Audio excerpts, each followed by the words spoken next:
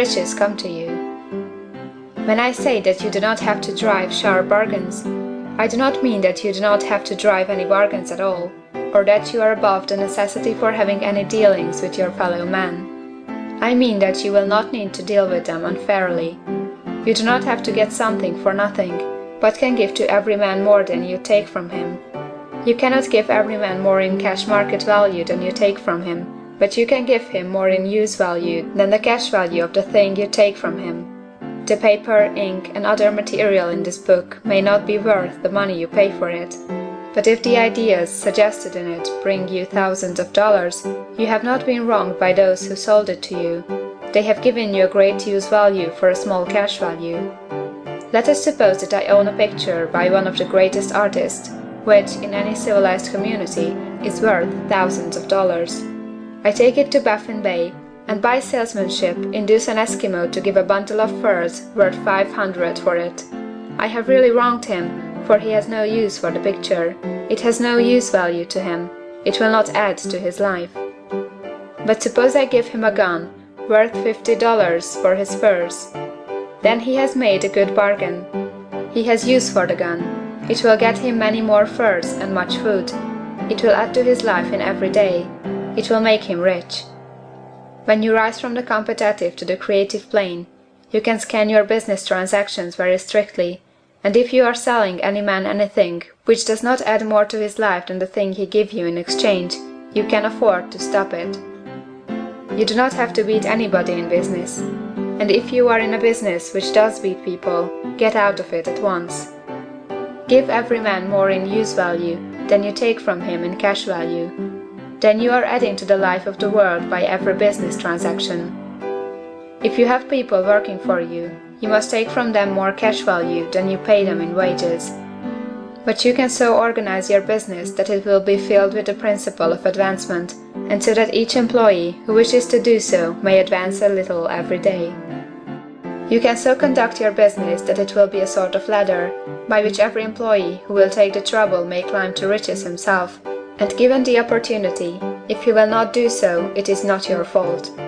And finally, because you are to cause the creation of your riches from formless substance which permeates all your environment, it does not follow that they are to take shape from the atmosphere and come into being before your eyes. If you want a sewing machine, for instance, I do not mean to tell you that you are to impress the thought of a sewing machine on thinking substance until the machine is formed without hands, in the room where you sit or elsewhere. But if you want a sewing machine, hold the mental image of it with the most positive certainty that it is being made, or is on its way to you.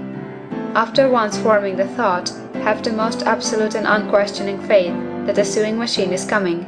Never think of it or speak of it in any other way than as being sure to arrive. Claim it as already yours. It will be brought to you by the power of the Supreme Intelligence acting upon the minds of men. If you live in Maine, it may be that a man will be brought from Texas or Japan to engage in some transaction which will result in your getting what you want. If so, the whole matter will be as much to that man's advantage as it is to yours.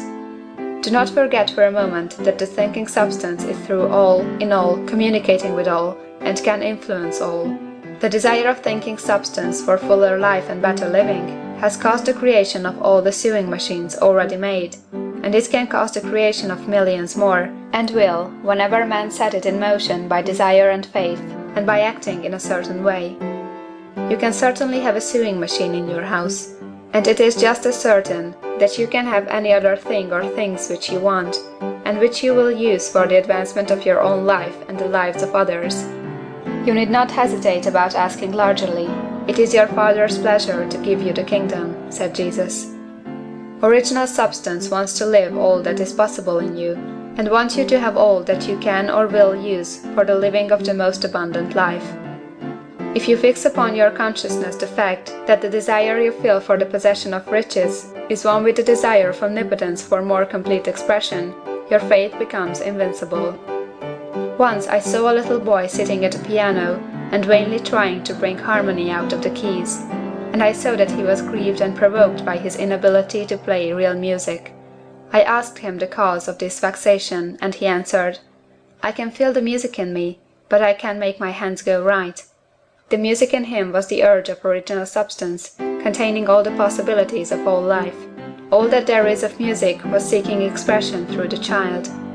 God, the one substance, is trying to live and do and enjoy things through humanity. He is saying, I want hands to build wonderful structures, to play divine harmonies, to paint glorious pictures. I want feet to run my errands, eyes to see my beauties, tongues to tell mighty truths, and to sing marvelous songs, and so on. All that there is of possibility is seeking expression through man. God wants those who can play music to have pianos and every other instrument, and to have the means to cultivate their talents to the fullest extent. He wants those who can appreciate beauty to be able to surround themselves with beautiful things. He wants those who can discern the truth to have every opportunity to travel and observe. He wants those who can appreciate dress to be beautifully clothed, and those who can appreciate good food to be luxuriously fed. He wants all these things because it is himself that enjoys and appreciates them. It is God who wants to play, and sing, and enjoy beauty, and proclaim truth, and wear fine clothes, and eat good foods. It is God that worketh in you to will and to do, said Paul. The desire you feel for riches is the infinite seeking to express himself in you, as he sought to find expression in the little boy at the piano. So you need not hesitate to ask largely. Your part is to focalize and express the desire to God. This is a difficult point with most people. They retain something of the old idea that poverty and self-sacrifice are pleasing to God. They look upon poverty as a part of the plan, a necessity of nature. They have the idea that God has finished his work and made all that he can make, and that the majority of men must stay poor, because there is not enough to go around. They hold so much to this erroneous thought that they feel ashamed to ask for wealth. They try not to want more than a very modest competence, just enough to make them fairly comfortable. I recall now a case of one student who was told that he must get in mind a clear picture of the things he desired, so that the creative thought of them might be impressed on formless substance. He was a very poor man, living in a rented house and having only what he earned from day to day, and he could not grasp the fact that all wealth was his. So, after thinking the matter over, he decided that he might reasonably ask for a new rug on the floor of his best room and an anthracite coal stove to heat the house during the cold winter. Following the instructions given in this book, he obtained these things in a few months, and then it dawned upon him that he had not asked enough. He went through the house in which he lived, and planned all the improvements he would like to make in it. He mentally added a bay window here, a room there, until it was complete in his mind as his ideal home, and then he planned its furnishings. Holding the whole picture in his mind, he began living in the certain way, and moving toward what he wanted. And he owns the house now, and is rebuilding it after the form of his mental image. And now, with still larger faith, he is going on to get greater things. It has been unto him according to his faith, and it is so with you and with all of us.